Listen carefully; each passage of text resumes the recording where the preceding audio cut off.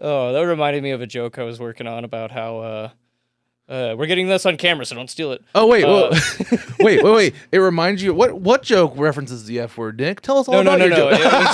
We're kind of doubling. We're kind of. Hold on. I'm unloading the meat. I'm loading the meat. I'm unloading the meat. I'm loading the meat. I'm unloading the meat. I'm loading the meat. I'm unloading the meat. I don't even know what it means, what it is, what it is, what it is, what it is, what it is. I'm unloading the meat. I'm loading the meat. I'm unloading the meat. I'm loading the meat. I'm unloading the meat. I'm loading the meat. This episode of Unloading Meat is not brought to you by your favorite male enhancement such as Blue Chew or whatever other names they have. I really don't know anything about the products. I obviously don't take them. This guy over here, Stefano, does, right? You take them? Which one do you take? You don't? What do you mean you don't? Obviously you don't need. Wow. I'm just sorry, guys. I kind of lost my train of thought. I'm just really more impressed that he actually got laid. If you're tired of these fake ads, make sure to reach out to your favorite sponsors like Blue Chew and tell them to sponsor Unloading Meat. Now back to the show. My next guest is a great fellow, except for his last name, but we'll get to it. He doesn't smoke weed, even though with the last name Danks. He talks about it in his stand-up. I'm not trying to steal his shit. Ladies and gentlemen, the host of the Stop and Smell the Roses comedy show in Broken Arrow at Rose Lounge once a month, every last Friday. Please give it up for the one, the only, Nick Danks. What's up, Nick? What's up, man? Welcome to Unloading Meat. Hey, thanks for having me, Jared. Thank you, man. After we've already been talking for like 45 minutes, I forgot to intro you. And the magic editing. I feel like I've got that persona of of like being a host, you know, for today. So it was like right when you were introing me, I really wanted to come back and be like, give it up, give a round of applause for Jared Ralphie Allen. It's like that's the mindset I'm in. This is my first podcast. Thank you so much for having me. No problem, man. Thank you for coming on, man. I've enjoyed already talking to you off camera or magic editing. Oh yeah, and scene. The magic. Yeah. I want to put a rainbow up there, right there for you. Oh, just right there. The magic, like just from SpongeBob. Yeah. It'll tie in since it's Pride Month too. I'm gonna lose half the audience for fucking conservatives. Yeah, it's kind of funny. Like I don't really fall into like the Pride Month, kind of thing. But I support it. It's cool. Do whatever you want to do. Well, by the time this comes out, it'll be like August. So. Yeah, that's a good point. So for me, it's Men's Health Awareness Month. Just Tulsa's gonna smell like a lot of dry cum. Oh God, especially over there in downtown. Yeah, I know there is a Pride Street. Yeah, downtown. Oh yeah. I think they painted over the Black Lives Matter with a rainbow this month. Oh yeah. Oops. Who's that for? Edit that out. Oh my God! Last night at Go, they had problems with the mic stand. Like it like broke like right at the start, and so like Angela and her husband or fiance or whatever. Oh yeah. We're like going back and forth trying to move like the different mic stands. Like as they're trying to call people up, and they put like an old one up that broke. They called me up, and I went and grabbed it back out, and I was like, no. All microphone stands lives matter, okay? And I had them both right there. And I was like, hey, look, it's like you versus the guy she tells you not to worry about. Yeah. Like it's like, and I just started ripping on the mic stands. You know what I mean? Just having fun with it.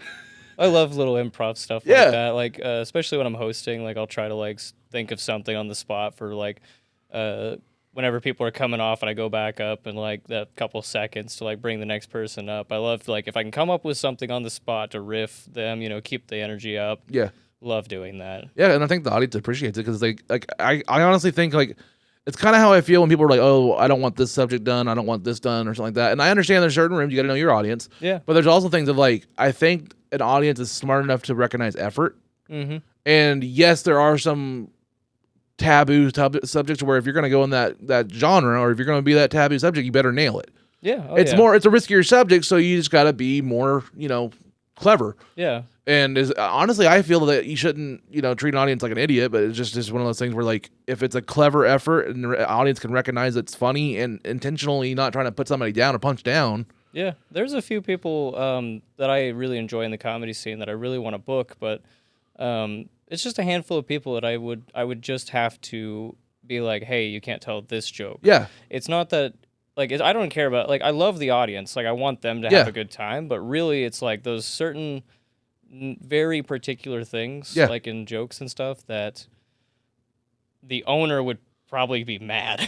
Yeah. It's like he's the only person I really have to like can keep happy. Yeah, you got to know make your him audience. Money. I've got to make sure that he's not like gonna lose money. You know, like so far, you know, for the good couple months I've been doing the show, I don't think we've really walked anybody. Yeah. I think we've had one guy who was just too shit faced and fell over out of his chair and stuff. Like that was probably one of the worst things that's happened so far during one of my shows. But yeah, there's just certain things that like you just got to kind of know the audience and kind of like Rose Lounge, for example. It looks like a really nice kind of cool little lounge kind of bar, but it tends to be really blue collar. A lot of the people that go there are a lot of blue collar because the only other bar that's available in Broken Arrow that is around that kind of atmosphere, that kind of same style is like, oh shoot, it's that like Irish name bar. CJ Maloney? No, that's what I was Jameson's. Jameson's. Yeah, so I was at CJ Maloney's last night until I popped up. Like, oh yeah, I'm still hungover. We drink way too much. Oh goodness, I'm glad I should have gotten more sleep last night for this, but man, that's why I like text you this morning. I was like, hey, we're still on today. Like, oh god, I'm getting out of bed, like trying to shower. I went to bed at like almost 5 o'clock in the morning, and then like I was like, I'm gonna set an alarm for like 11 a.m. because I know I have this podcast at noon, and I was like, I know Nick's gonna call or text in the morning just to remind it, and I was like, okay, I'm gonna put my phone on loud just in case. Well, this is an hour drive, so for me, I was like, I'm gonna be there at 11. I'm gonna be early. Well, that's like you texted me, and I was just like, yep, cool. Hell yeah. And then my body was like, hey, you have to take a shit. And I was like, okay, yep, I'm up. I stayed up till about 3 o'clock with playing Diablo 4. How is it? Oh, dude.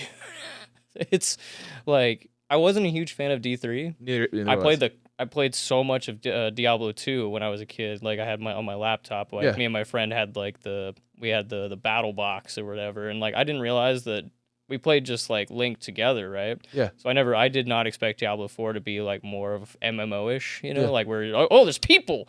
I don't like this. Go away. Shoo shoo. Yeah. So I'm playing in offline mode unless I'm playing with my friends. Yeah.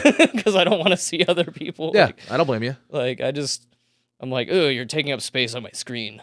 Get this trash out of here. I played Diablo 2 a little bit.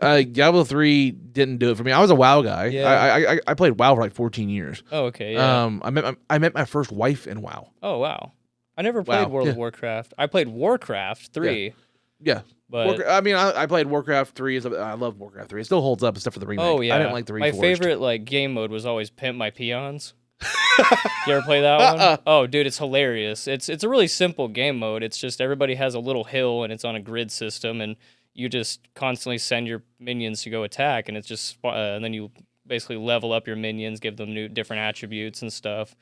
And it's like it's a play on words from Pimp My Ride. Yeah, yeah. You really dated yourself there, my friend. I'm like one of the last years of millennials. We heard you like peons, so we put peons on your peons on your peons. You want more peons? Boom, more peons. That's an exhibit reference for you. Yeah, exactly. I mean, it's probably on Paramount somewhere. I bet Pimp My Ride, the old episodes are on Paramount Plus. I hope so. Like, you know what my latest fascination is? Huh? So, like, you remember when they had Discovery Plus and it bombed and it failed? Like the app they had? I didn't know it failed. Like it, I heard about it, but it didn't go well, and then they merged. Them and HBO Max are now one company. Oh, okay. So now it's called Max. I know a lot of like some of History Channel stuff goes to like Disney. Yeah. I know the rest goes to Paramount. Okay. Yeah. So anything that was on Discovery, TLC, Food Network, all that stuff, they put them in the Discovery Plus. They tried to launch their own fucking streaming service last year, and it was like $10 a month for just that kind of content, and nobody really subscribed to it. Yeah. Because it's just that kind of shit.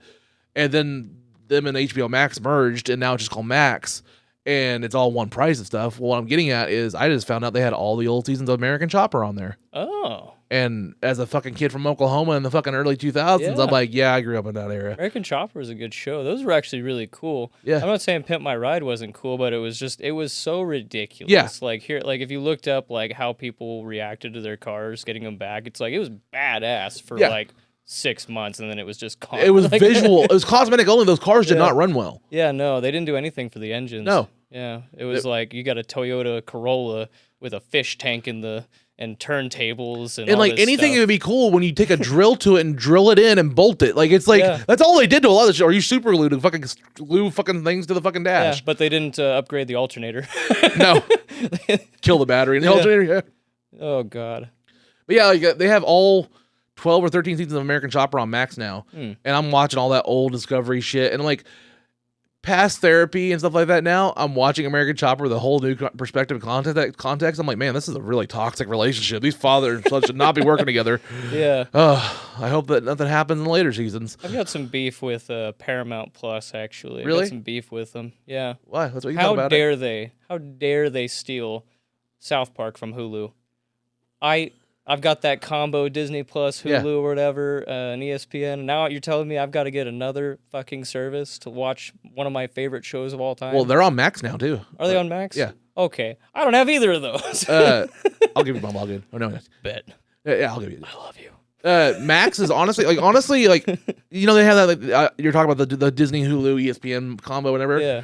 That was the greatest value in a long time. Honestly, I think now with Discovery Plus and all the HBO stuff being merged into one thing, it's a huge value for like $15 they need to bucks do a month. more bundles like that. Yeah. Yeah. But it's just one app now, just called Max. And okay. like it's everything you can ever think of, and like they have every single season of South Park on there too. Nice. Their HBO or now Max is suing Paramount and South Park because of the South Park shit.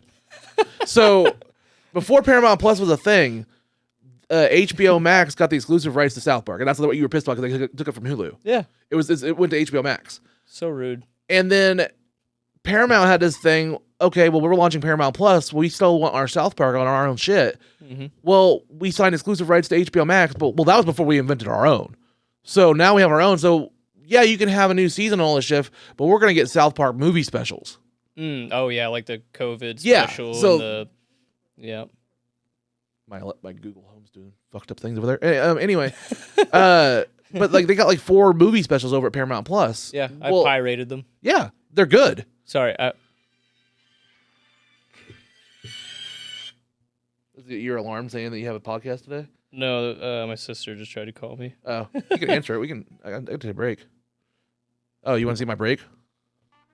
I like that. Can you hear it? Oh my gosh. Hey, I'm doing a podcast. What's up? I don't know if I'm going to Grandma's yet. Say hi to Unloading Meat. Hi. I don't know if I'm going to Grandma's either. Say hi, Emily.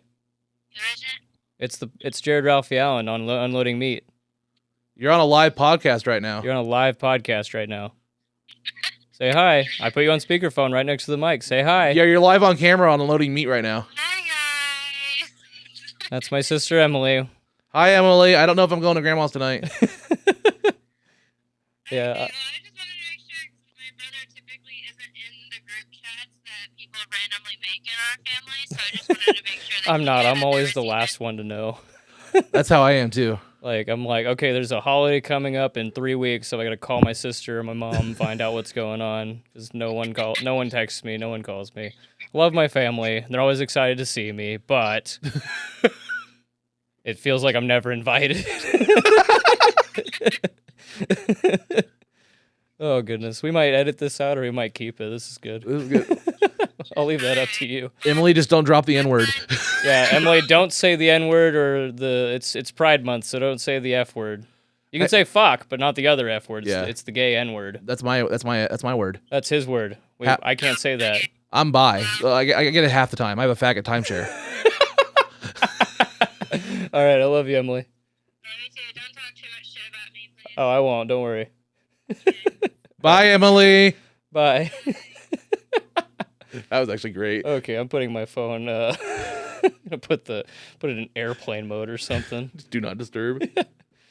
That was good though. That was funny. We kept it fun. That was fun. You put it up to the mic. We're gonna use that. That was good. Oh yeah, I like that. That was fun, dude.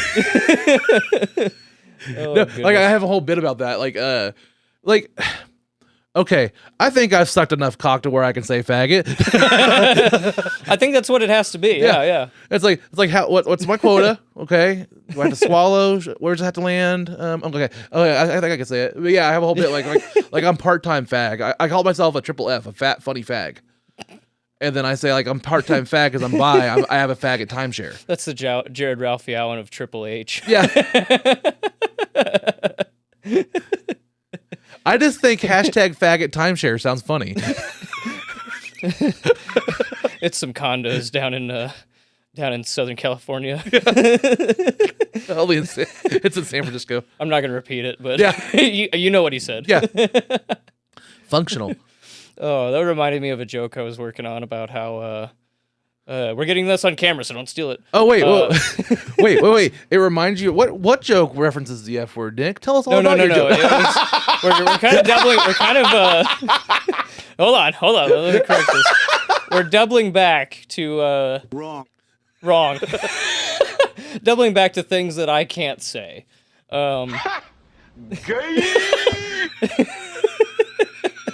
Things that I can't say. Like, I was trying to write a joke about how, like, I say brudda a lot, but I'm not like a brother. Yeah. Or I'm not like a brother, you know? Can't, like, walk up to a black guy and be like, hey, brother. Yeah. Be all thug and stuff. Can't do that. I'm not, but, I'm cultured. I like to think I'm cultured. You sound like the brother in Arrested Development. It's like, hey, brother. Yeah. I can't Tobias, do that. Or not Tobias, the one with the claw hand. Whenever I explain it, it's like, I'm a brother. But or I'm not a brother. I'm more of like a brother. Yeah. You just morph into Hulk Hogan. Yeah, exactly. By the way, I just gotta say, it's funny as shit. Okay. Yeah. I wish they could have saw it went. Hulk Hogan. Let's talk about it. He got canceled for a little bit for dropping the N-bomb during a sex tape. Okay, I'm gonna retract my entire joke now. Okay, I didn't know that. No. Oh, you didn't know that? I did not. Hulk know Hogan that. was That's canceled fucked. for like 7 years. Like WWE wiped him from the his name and everything for a bit. Oh wow. Because this is getting deep in wrestling lore. This is really fucking weird. Do you know the name Bubba the Love Sponge? No. Okay, back in the early 2000s, he was like a rival or like he was on Howard Stern.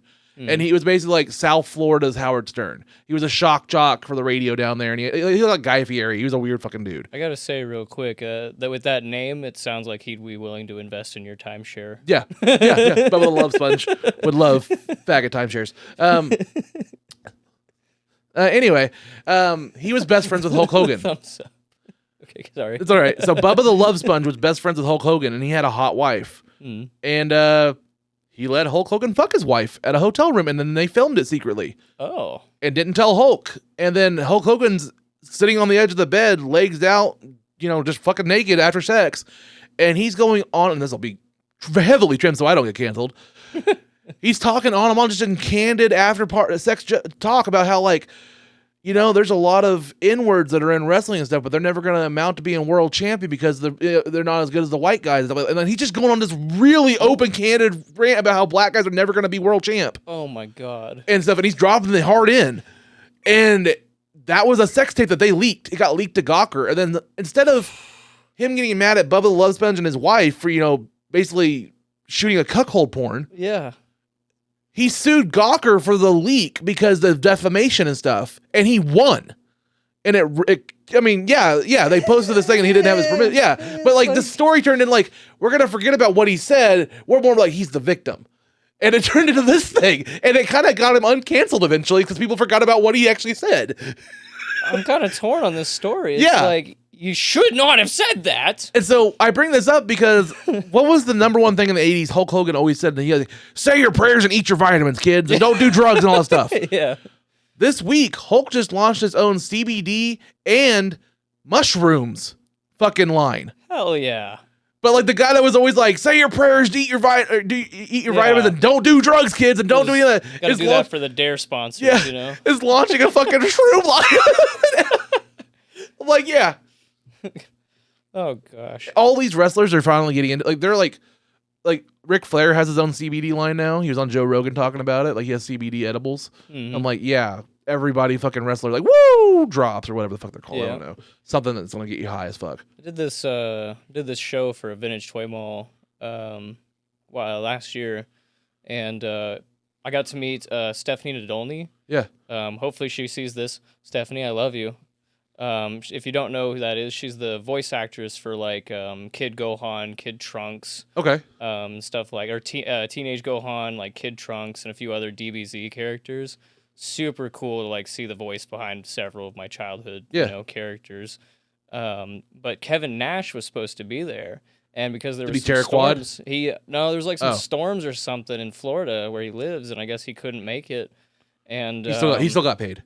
He still got paid, probably. Yeah, most likely. Knowing Kevin Nash, he got paid. I just I thought it was kind of crappy that he didn't even. It was so short notice. Like, bro, like at least give notice to like when you got to cancel. I mean, it's cool, but we tore into him. It was like I made a joke about him on stage about how his short scene in the John Wick movie. You know, where they'd give that little interaction. He's like, the one guy John Wick didn't kill was Kevin Nash's character. And then I think it was, then I made a joke about how, but I will never forget Kevin Nash from The Longest Yard when he grew tits. Yep.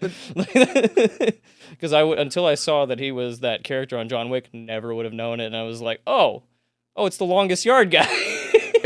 I'm not a Kevin Nash fan, but I do have one figure of him. Yeah. But it's the rare, like you'll never guess it. So I have him in my Ninja Turtles display up there. He was Super Shredder. Oh yeah, that's right. In the big blue box up there, I have Super Shredder, and he's still in the box. I have my NECA Turtle up there. That's beautiful. But yeah, that's my only Kevin Nash figure because fuck Kevin Nash. Like I'm a big wrestling guy. I don't know if you were a wrestling guy. Not a huge fan. No, it never really caught on for me. I was big in like the 90s and 2000s. Like I grew up like out in the rural areas of like Dewey and Copan and stuff like that, and out here. And we lived on 20 acres when I was a teen, and I didn't get like cable or anything like that till I was like 13 or 14. And like the first things I saw were like wrestling. WWF was on, and then my parents let me buy like WrestleMania every once in a while and stuff. So like I was a big wrestling guy growing up. Yeah, a lot of people were. It never caught on for me. I think around those years, I feel like I was more into like X Games and like extreme sports stuff at that time. Like that was really like. Kind of stuff I watched the early years of the Do Tour. Yeah. And I'll catch it when I can. Like, I love watching, the X Games when it happens. Yeah. I have this itch on my nose. You're good. And it won't go away. I don't know what it is. It's called anxiety. Oh, yeah. Oh, God. We just got deep introspective. I also have this bad habit. I keep looking at the screen to see what my face looks like. Yeah. I'm double checking, like, am I pretty? Would you do me? I do me. I do me hard. I always think of Jay in Clerks 2, though, doing it. Oh, yeah. I forgot about the full dick like tuck and everything. Yeah. Oh, my God. I love those movies. Did you watch Clerks 3? No, yes, I think so. It had me bawling. Maybe I haven't watched it. Okay. I know I saw the Jay and Silent Bob reboot. Yes. That was so hilarious. I'm going to... I have it on my YouTube account. I bought it. Clerks 3... will have you in tears. I'm never gonna spoil anything. There's some shocking shit. Like, okay, I love Kevin Smith. He's one of my biggest heroes as far as like influences, like doing stuff with your friends, doing stuff low budget, like building your own stuff. Highly influential. The way from like reboot on how he started doing movies is like, hey, I'm gonna do the movies I want to do with my cast and stuff, really low budget, sometimes crowdfunded. Yeah. And then instead of getting a big place to like put it out, I'm gonna go on a fucking road tour. And I'm going to take it city by city and do a live screening at each one of those and do a Q&A afterwards. And that's how he makes his money back. That's freaking cool. And that's how he did Reboot, and that's how he did Clerks 3. And it's plus, he gets all his friends cameoing in there. Yeah. And it's just how he can do his life now. Yeah, it's really similar to like how Jackass started. Yeah. Yeah. Kevin Smith did a thing on, it's either Variety, no, it's People magazine last month. I encourage everybody to stay like 30 minutes and watch it. So Kevin Smith went out of the public eye like a month or two ago.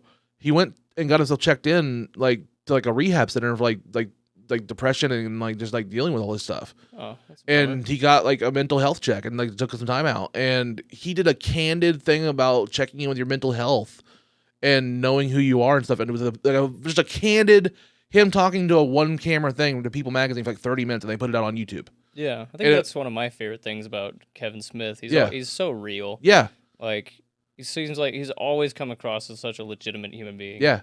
And like I loved he did the He-Man cartoon last year. Oh yeah. It was fantastic on really Netflix. Pretty well done. I'm not a biggest He-Man guy. I didn't grow up around. I grew up with Transformers, but I knew what He-Man was, but I never was like a kid that grew up with it. Yeah. And so like if you go back to watch it now, it's just I missed it, so it looks kind of hokey and stupid to me. It's like, you know, it has its charm, but it's like it's hard for me to get into it as an adult. Yeah, I was kind of in that time period where I rolled in from like the kind of like where they started rolling out like being less less reboot, like redoing the series from like Thundercats, like the original Thundercats, and they were kind of replacing it with other shows and moving it to a later time slot. And He-Man was one of those. And I remember I had the little like the action figure. It was like the big ones. There was like this. The cat was like this big, and then the He-Man that was like actually could like comfortably ride on top of it, and the sword was cool. Look behind you down there underneath the couch at the very bottom.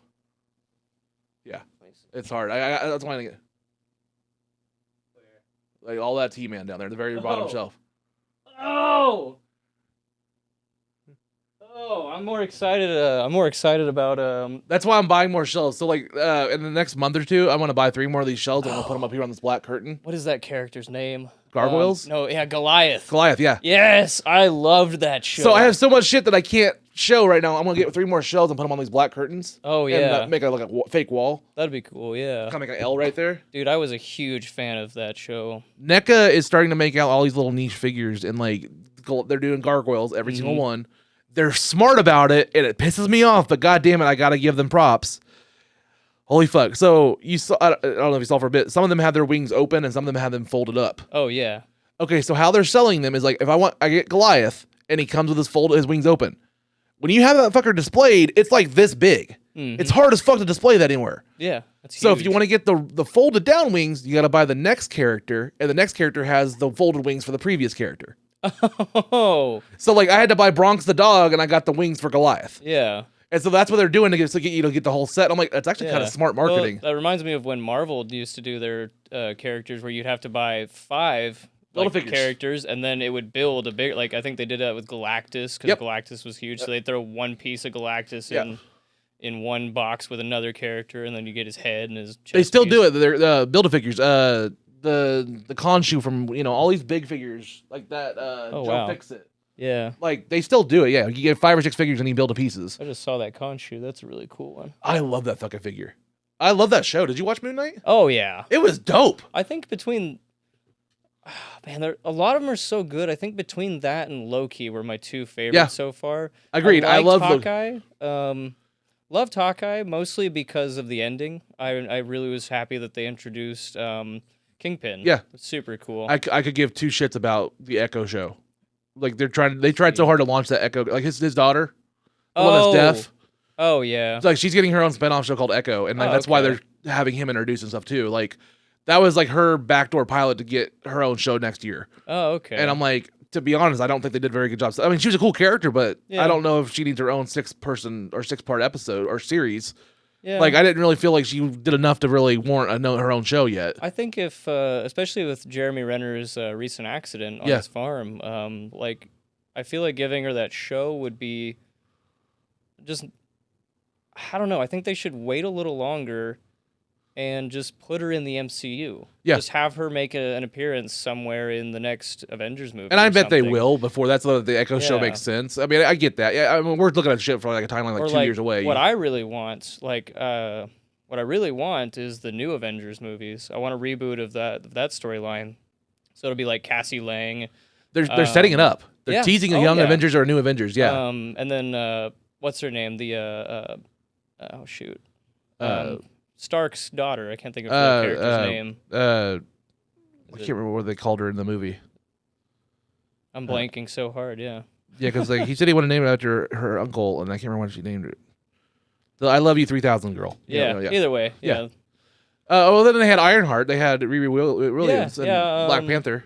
Oh yeah, that's right. So she's I hope they redo the suit. They will, because she didn't get to keep it. She didn't get to keep it. Oh, okay, good. Did you watch Black Panther? Well, no, I just mean like I want them to go back. It's like if you watch the first few movies all the way back to like the first Avengers and the original Iron Man suit. Like I get they're doing Like, I get it with Tony Stark, he moved into, like, the nanotech. Yeah. You want the more physical suits, like the metal and shit like that. Yeah. Like, even if it's not that, even if Riri Adams does do, like, something like that, I just want it to look more... Got her right there. It just looks less... It just looked more cartoony, I guess, which isn't a bad thing. Well, it just wasn't as appealing. I haven't bought the toys for the Black Panther, the Wakanda Forever movie. I like the movie. Dude, Namor was so cool. Dude, they did Namor perfect. Namor was awesome. I wish his bulge was bigger. They photoshopped his dick. Hashtag bring back his bulge. Give that man his bulge. It's not like... He had an impressive package, man. That's not something I noticed, but... Did you know about that? You know what? I'm on board. Did you know that? No, I didn't. Yeah, there's... They went back and they fucking CGI'd his fucking bulge down in every shot. Are you serious? What, did he have just a massive cock? Am I allowed to say that? What? See? Oh, yeah. This went viral. It was like, give Namor his penis back.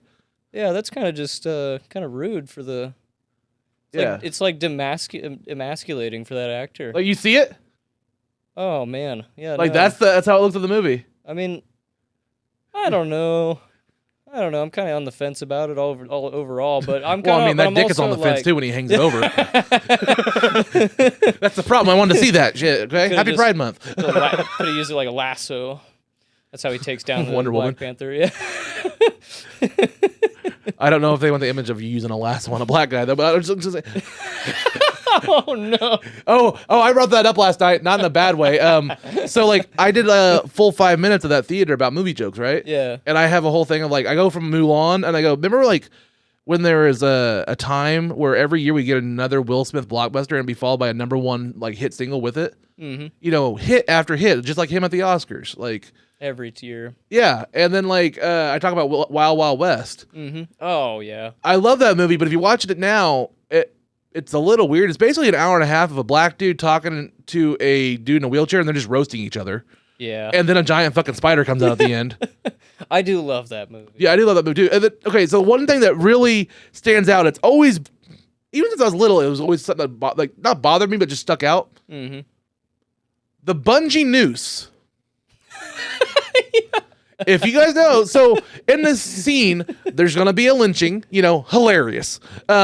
It's okay, guys. Will Smith thought it was hilarious. Will Smith thought it's good.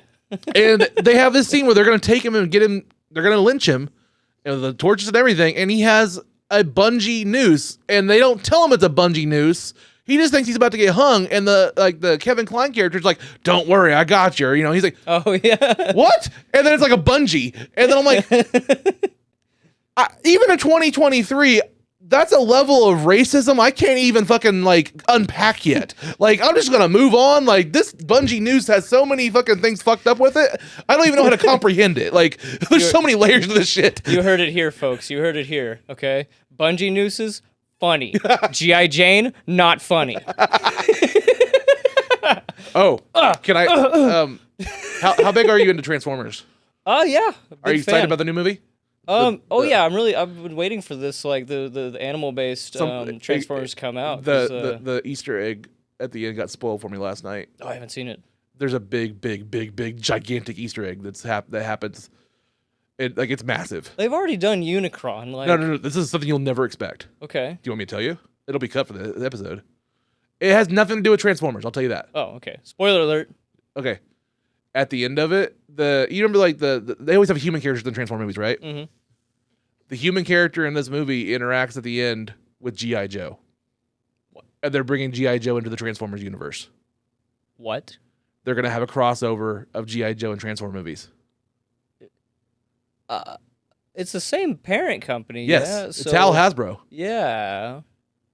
Is that has that ever been done before? They've teased it. They tried. There was the G.I. Joe movie in the 80s, the animated movie, and then there's the Transformers movies. And both of them were supposed to be to kill off their whole waves of characters so they could make more toys. Because of animation issues, the G.I. Joe movie was supposed to come out before. The G.I. Joe movie had Duke dying. Mm-hmm. And it was really a big thing. And it's supposed to come out like a month or two before Transformers. Mm-hmm. Due to animation issues, it got delayed. So they moved up Transformers. And that has the pivotal scene where Optimus Prime dies in the first, like, 10 minutes of the fucking movie. Oh, wow. And it shocked every little kid that ever watched that movie, there's a whole thing of like kids bawling in the theaters because their hero died in the first fucking 10 minutes of this fucking movie. Nice. Like it's kids. emotional damage. Like oh, that's the wrong one. Emotional damage. Wait a minute. What? I'm just glad this couch is white, not black. What does this one do? I put all these in here yesterday. Oh yeah, Jeopardy theme. You played the Pornhub one. I was like, oh, thank God, this is a white couch, not a black couch. Yeah. I was like, Jared, where's this going? Yeah. Don't put a black light on it. I thought this was a podcast, not an interview. It's a casting couch. Yeah, the cast. That's what I was thinking. I couldn't think of the word. But yeah, because of that animation issue, they had the Transformers movie come out beforehand, and because of the poor reception of Optimus Prime dying, they re-edited the G.I. Joe movie, and they didn't have Duke die, and that stopped any future crossovers. They were going to eventually have that, and then during the Michael Bay movies, there was a tease when they had those 2 G.I. Joe movies that was going to be a crossover to a cinematic universe. That's why Bruce Willis was introduced. Oh yeah. He was the original Joe. They were going to have like a cinematic universe. That was one of my favorite parts in that last G.I. Joe I liked movie. that one, and when that's the what Rock I was got in. ask, is that the G.I. Joe movies that they're going to cross? I don't know. With, or is I doubt reboot? it. It's got to be probably a reboot because like they're still doing that. They just did that Snake Eyes movie, or is that still coming out soon? Or? No, it came out. It was good. It was actually pretty decent. But like so Bumblebee is basically the new reboot of the Transformers universe in the movies, which is good because I actually love Bumblebee. It's a good movie. I'm glad they're doing these prequels now, which I think is interesting. And I saw the trailer for the new one, and I haven't seen it, but something that from my childhood that I remember is mini cons. Yeah. And I've been seeing smaller Transformers, and I'm like, are they going to do that? I haven't watched the movie yet, but like I said, that last part got spoiled and this will be cut. But I hope so. You remember the mini cons, like that whole animated series? Yeah. They introduced, like, they had the first season without them, and then they introduced them in like the second or third season. I have some little mini cons too. Like they turned into like blasters and stuff, like and boosters for the other people. Yeah, and like even when they're in car forms, they would like attach or like be extra like little things. And I'm like, I really want them to introduce that. You know, even if it's just for one movie, that'd be really cool. Yeah. But yeah, that's the big tease. They're gonna have a cinematic universe with G.I. Joe and do that. But well, like this new movie set in the '90s, so like they're all prequels technically, or they're dated. So like the Bumblebee was '80s, this new movie's in the '90s, and then they're teasing G.I. Joe. So that's like the perfect time to like really hit on all our nostalgia. Yeah, I hope Bruce Willis comes back. That'd be cool. That'd be super cool. Hopefully, he's kind of getting older. I know he's kind of been looking to step back because I think I read something recently about his like health kind of in decline and. Yeah, he's like got dementia or something like that. Like it's like there's a lot of actors nowadays that we grew up with that seem to be kind of stepping back for health reasons. Like Batista, I think he's not going to be playing, Drax for much longer because of he's getting older and he doesn't want to maintain that figure. It's harsh. That's gonna be hard to sell. Yeah, those bodybuilders like the old like. I imagine we give it another couple years, and we'll probably hear John Cena say the same thing. Yeah, like I will say, I'm glad you brought up John Cena. Like I said, I'm a big wrestling guy. When Cena grew his hair out to become an actor, he's always had that military cut, and then he grew it out for acting. When he goes back to WWE, it literally is like some kind of like I don't know, it's like deja vu or just something's off because you see long-haired John Cena dressed as John Cena wrestler, and I'm like. Why is he pretending to be a wrestler? Like he's playing a part now. Yeah, it doesn't fit. It does like even when he goes back to WWE, it's like, yeah, this is an actor trying to like dress up. It doesn't even fit anymore. Yeah, he just looks different. I loved him in Peacemaker. It's kind of like once you go into movies, you don't go back. Yeah, I mean, there's a long-standing. I have this theory, and a lot of wrestling fans do. Like, so The Rock was the biggest guy to hit Hollywood, of course. Yeah. He was huge in WWE. He was at the point when he left WWE. It was him and Stone Cold Steve Austin as the two biggest names of wrestling, like hands down. Yeah, and then he left for Hollywood. Family too. The whole family of wrestlers. But like when he left, WWE didn't have a big star for a while. Then Austin got hurt and retired, and so they took a while before they got Cena. There was like good 4 or 5 years where they didn't have a big star. Yeah, they still had those staple names like Triple H and Rey Mysterio. Yeah, but nobody was like a household name outside of like as far as pop culture, like a Hulk Hogan or I feel like they missed a branding opportunity to like build up all of their other people that weren't their big star, and then they could And so what I'm getting at, that's exactly what my point is. A lot of people, and I feel this truly, is that did something to Vince McMahon where he was like, I never want to have somebody bigger than the company. Because if you looked after Rock, the entire thing changed to where now if you watch WWE, which I'm an AEW fan, it's a new company. Mm-hmm. If you watch WWE now, it is literally like, oh, the circus is in town. It's just WWE, the event's in town. They're not going to advertise really like the names or anything like that. Yeah. It's more like you're just going to go there and see the show. Might be on the bulletin, like in the lower. Yeah, the it's lower just like format. It's an event to come into town. And they treat it like it's just like, okay, and it's the same shit. And they don't really care about the day-to-day matches. They don't really mean that much anymore. Yeah. It's like what's getting on to the next show and the next show and the next show. And it's just kind of like. As long as they're taking care of their guys, you know, like as long as that's there, you know, like you look at UFC, yeah, that's a problem. Yeah. Like as long as, you know, they got to take, if that's their new format, they've got to take care of their guys like across the board. They kind of like the UFC has kind of had their drops in some, you know, drop the ball in some ways, but for the most part, they, you know, but also that's two people fighting, you know, versus, you know, if they do like multiple people in a ring. Yeah. But well, you know, at least from my perspective, at least like, you know, they seem to try to take care of their guys, make sure they're not doing stupid shit to get hurt. Well, like you know? the drug testing and stuff's great. The medical stuff's great. My problem with the WWE is they got too big, and it's literally like a corporate empire now. I mean, it's a big, huge, you know, conglomerate. Mm-hmm. And like during COVID, when that happened, you really got to see how little they took care of a lot of people. They had record-setting profits during COVID, and they cut their budgets or their rosters. Mm-hmm. They gutted people at the height of COVID and just lost their jobs. And some of them were like on work visas from Australia and stuff, and they were trapped or they had to go home and they were separated from their families and stuff like that. Not making any money. Yeah, and like it ruined like so many people's careers. Like they fired like 30 people right when COVID happened. Like just dropped them. Little callback. Could you imagine you're in Florida during COVID and Kevin Nash is your DoorDash? Yeah.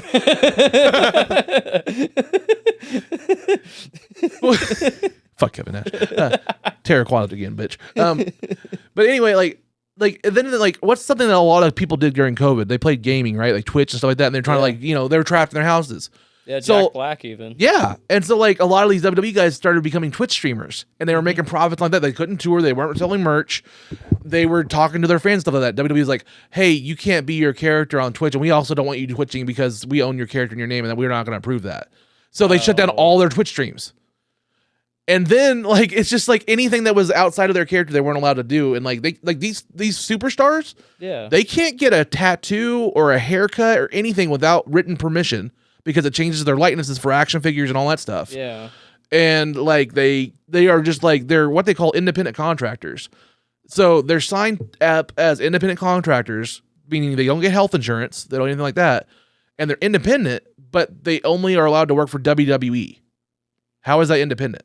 Yeah, that doesn't make any sense, especially now. Like, I think they shouldn't have just shut them down on Twitch. They should have like been like, hey, we got to negotiate some kind of a deal, and we could even like, they should have like done like themselves as a sponsor, but then taken, I don't know, a percentage like 5, and it's just 10. like it's like you could tell that they just really didn't care the fuck about the actual people. You know what I mean? That's the problem. If they cared, they would have tried to work out a deal to let them continue to do this thing using their persona. And like understandably, like legally, like that would make sense. And my thoughts are is like, if I have a wrestler that's at home bringing in like 5,000 people watching their Twitch, that's 5,000 new people that could buy some merch for the WWE show. Yeah, buy a shirt. Yeah, like buy the next WrestleMania. They could buy a ticket. Yeah, like why would you want to turn that away? Like, you know what I mean? Like it's just you are discrediting and dismissing a whole new like advertising option. But then you even had like wrestlers like during that time of COVID, like I said, they were trapped and they found this out. Like, okay, I can Twitch, I can get, I can interact with people again. And then when that got taken away, even they were like, it was fucking their mental health up. Yeah. Like they were like, we have no outlet. Like you took everything away from us. Like it was like you were seeing these people on Twitter and sometimes like you could see things a little like leak out because like even their Twitter and their social medias are like controlled. Mm-hmm. Like you're not allowed to say certain things, stuff like that. Post this when you need to and stuff like that. That's how they could do it. You see them like little bits and pieces where they post stuff like I'm not right. You know what I mean? Like there's people that like these wrestlers were like, we're having a rough time and you're not giving us any tools to really help with this shit. You've spent most of your career just being surrounded constantly and being like in this spotlight. And, like for me, like, I don't think I would probably have a very harsh limit to my exposure if I ever did make it, make it,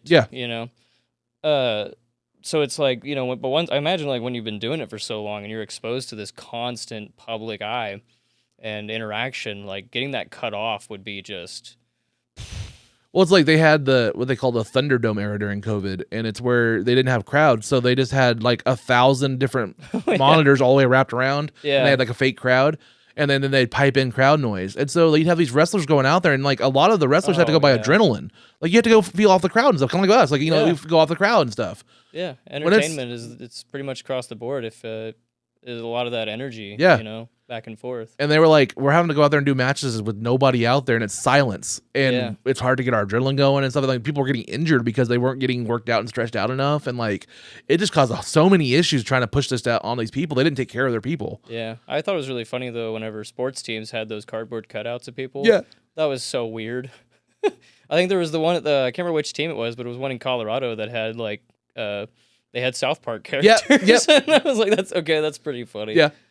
It made me laugh because, especially as a wrestling fan, because like when WWE or places did that, like back in the day when you played old wrestling games, the crowd would just be these cardboard cutouts that go like up and down. Yeah, because that was all they could render. Oh, did they put like movement things on them? Like, well, no, it's just like that. When I saw like when you brought up like the sports teams having, I was like, it's what it reminded me of. Oh, yeah. It's like the old wrestling video games. You look at the crowd, and like the only detail you get was these little like sprites that were just going up and down like a cardboard cutout. They were so low quality sprites in the background. Yeah, I always, whenever I think of the scene from Home Alone where the robbers come up and he's got all the strings. Have all those, like, and he's moving the strings and stuff and making the things move. One's attached filthy to like animal. that train, and it's like, oh, there's people here and we gotta go. Like that's probably how the teams probably felt. They were the robbers. They were like, this is weird. Yeah, they're not supposed to be here. Yeah, but my favorite thing during COVID, before I forget, was whenever like there was a month where my company that I work for shut down, right, for a whole month because they were trying to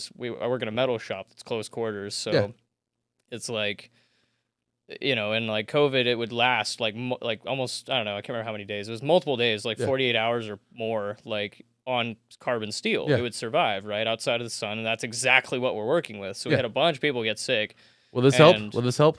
Oh yes, please. Thank you. There you go. And they were they shut down, and so I had a month to just do nothing, and I got paid for it, which was awesome. It was super cool of them to do that. But it was a weird month. It was like I had to move all of my entertainment out to my living room. Like I had some in my living room and some in my bedroom, and I was like, I have to move this out because otherwise I will just be in bed all day and not leave my room until I need a food. Yeah. And I was like, that's not healthy. So I moved it all in there, but I had this habit where, like, I probably did it 2 or 3 times where I drove around just with all my windows down, blaring the Phil Collins song from the Tarzan movie, People Like Me or something like that. Yeah. I want to know, can you show me? I want to know about these strangers like me. Strangers like me, that's what it is, I was just, and I had it on full blast, windows all the way down, blaring, and like people would be at stoplights and look at me like I was crazy. Well, I mean, hey, I can bond with that. We talked about how I intro to fucking True to Your Heart from Mulan. Like, I was blaring that on the way to fucking Broken Arrow last night with the windows down. People were like, what the fuck? It's a good pre-show song. That song is so 90s. It starts out with 98 Degrees, which is just 5 dudes in hair gel. You know, and just to give enough vibes, or like just a little bit of statutory rape, like just enough of that vibe. And then it just busts out the harmonica, and you're like, this is a 90s song, harmonica. God, you know it's a 90s song when you hear a fucking harmonica solo. Yeah. Like fucking Blues Traveler. It's one of those ones where it's like it's also the guitars, so it's like right in front of his face. Oh too. Yeah, like fucking Dick Van Dyke and fucking Mary Poppins. Or oh man, what's his name? Batman. Shoot, he was the Vulture. Can't think of his name. Oh, Michael Keaton. Yeah, Michael Keaton. Whenever he did Jack Frost, and there's that scene at the very beginning of the movie. Holy fuck, that's a deep cut. That is a deep cut. He had that little harmonica holder thing. Fucking Jack Frost. Where do I get this? I don't know. I'll forget 90% of things most of the time. Yeah. And then I'll just pull shit out of my ass like that. Yeah. I mean, that's part of my comedy too, the random like pop culture references and stuff. Like when I did your show, that like that black dude with the dreads. Yeah. And I was like, dude, I loved you as the guy that was breakdance fighting in Zoolander. And he was like, oh, what's that called? The capoeira? Capoeira. Capoeira. Yeah. Yeah. Oh man. I always remember that. Did you ever watch that movie? It's Tony Jaa, The Protector. It's a Thai movie. Like, do you know who Tony Jaa is? He's a martial artist. He was in have you watched any of the Fast and the Furious movies? Oh yeah. Remember Fast 7, like the last one with Paul Walker, where like they had the Asian dude fighting him on the bus. Oh yeah. That's Tony Jaa. He's a very, very famous like martial artist. Mm-hmm. He's from Thailand, and he did a movie called The Protector, and Quentin Tarantino brought it over to the U.S. and kind of produced it. Mm-hmm. But it's a weird concept, but it's basically just a highlight reel showing how fucking cool this guy is. The plot is somebody stole his elephant. So in Thailand, elephants are really popular, I guess. Yeah. So there's this baby elephant, and somebody kidnapped his elephant, and he has to go on a warpath through Australia to find his baby elephant. And he's the protector. How do you steal an elephant? Dude, it's funny. But the fight scenes are some of the coolest shit you'll ever see. Like, except for like, okay, there's some scenes where you're like, I just imagined that scene when they stole the dolphin on the first Ace Ventura movie, just back in real fast. dude, no, okay, I want to show you.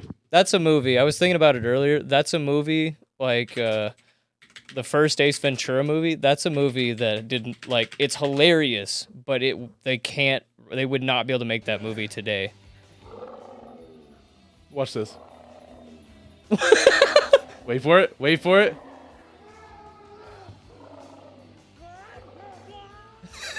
Wait for it. Wait for it. These big muscly guys. No! No! That's got to be made out of styrofoam. Like, I'm sorry, that elephant... This is not edited. This is how it is in the movie. Over and over and over. Wait, they just had the repeat scene? They repeated their own scene like it's like it's an early 2000s YouTube video? Oh my gosh. Oh no. That scene is... I can't believe. But when you get to the choreography of the martial artists, it's like really good. Like the fight scenes are good. Like there's an entire fight scene where he's in this fucking like parking garage and he's fighting dudes on dirt bikes and a 4-wheeler, and they're like all bedazzled and spiked up and everything. It's like, who bedazzled this fucking 4-wheeler? It's like 1,000 little fucking rhinestones all over it and shit like that. Why? Why would you do it? It looks cool on camera. It's shiny. Yeah. Like, you ever see? It reminds me of those that video where it's like something that's like generally masculine is made to look kind of feminine, right? Yeah.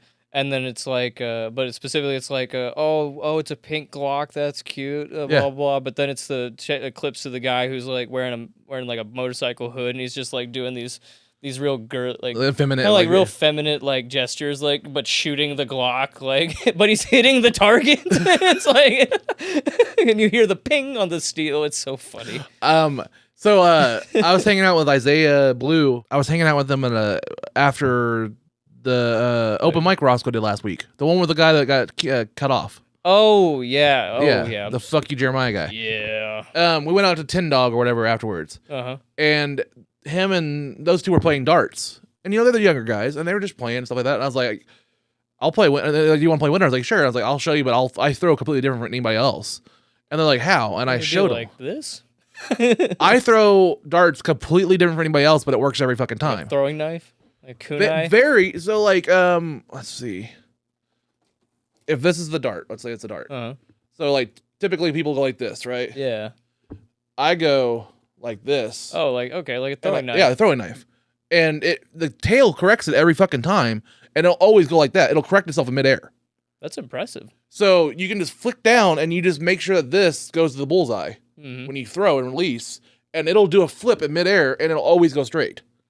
That and it's just how like it works. A whole new strap for darts, honestly. Yeah, and so like this, your biggest concern is catching the wings on your fingers. Yeah, and so on this, you're literally just letting your hand-eye coordination, and as soon as that end lands with the bullseye, you let go and release. And I showed them that, and they started hitting like a really good shots. They're like, "Holy fuck!" I'm like, "Yeah, it's just a new technique." Huh.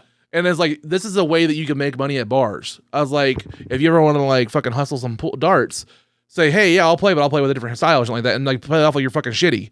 Yeah. And they're like, oh yeah, you're gonna throw like that, that's bitch, or something like that, and then make some fucking money. I'm always jealous of people that can get good at something and then go back to it and still be good. Yeah. Like, I'm someone who I have to constantly practice things to stay good at things. Yeah. So like years ago, like probably when I was like early 20s, I was really I was bar decent at pool. That's why I'm bad at being skinny. I don't practice enough. That was right there. Sorry, I had to. Oh no, I'm glad you said that. I was like, where's he going with this? Like I used to be like bar decent. Like I could go to like I could go to Sharky's or Magoo's and I could play pool with some strangers and have a good time and not feel. But it's like whenever I stop playing things like video games, like I was pretty damn good at Apex when it first came out too. And same with Fortnite. For the first like 2 seasons, I was really good at Fortnite. Same. And then that was around the time the meta changed for the gameplay, where it was less about who could shoot you better and who could build faster. And I couldn't get used to that building structure. Yeah. So I stopped playing until I think they came out with the plunger guns and the boom boxes. Those were the saving graces for my playstyle. Yeah. And without those, I'm garbage. Yeah. Because it's like, have you played no build?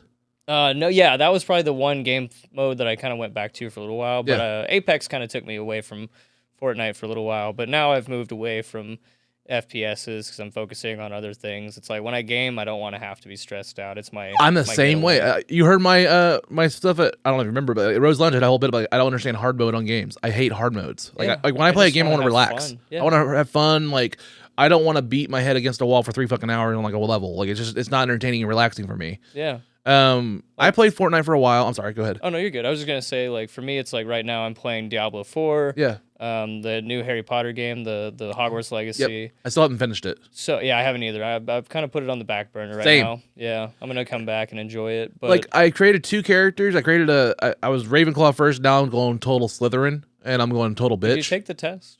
Yeah. Oh, okay. So you got the Slytherin? No. So like the first character I did Ravenclaw. Oh, is that your actual? Yeah. Okay. Yeah, me too. Hell yeah. Yeah.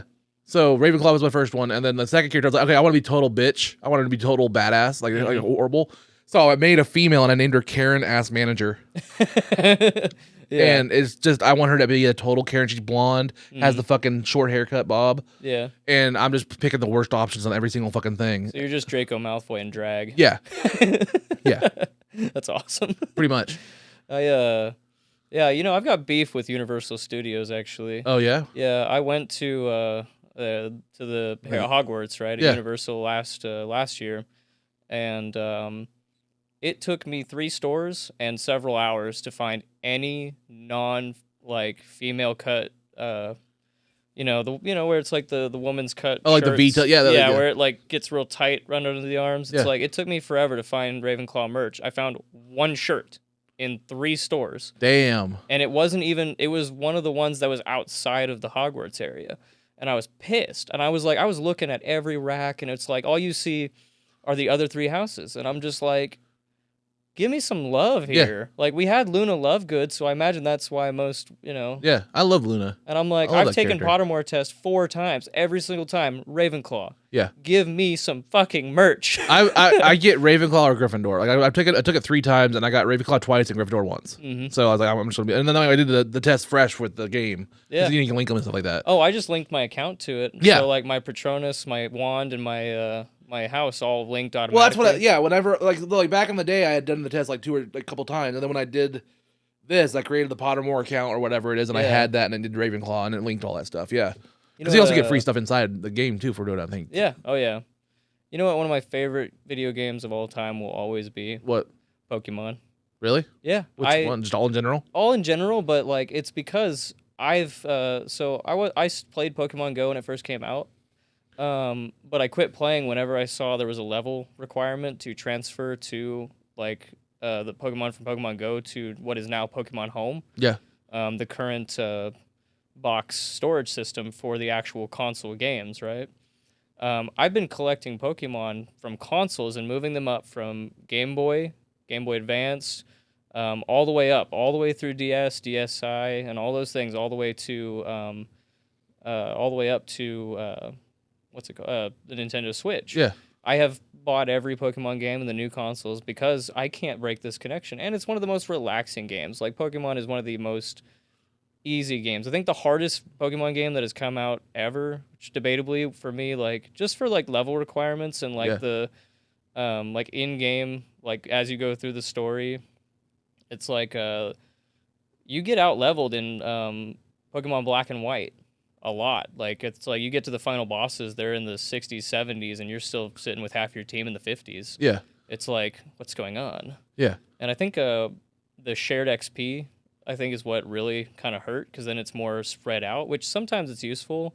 I think it was after that they finally gave an option to turn it off. Like, you can have it on or off, the XP share. I never really got into Pokemon. I never really was exposed to it too much. Like, never had the game growing up. I didn't have a Game Boy till a long time later. Yeah, I still have my purple Game Boy Color with Pokemon Gold. Really? Yeah. And I didn't get into those games so much. To be honest, I was a Digimon guy. I grew up with Digimon, on the show. I loved watching Digimon, but I just never could get behind their video games. Their games suck. Yeah. They've never put out a really... I mean, they had Survives, or what's it called?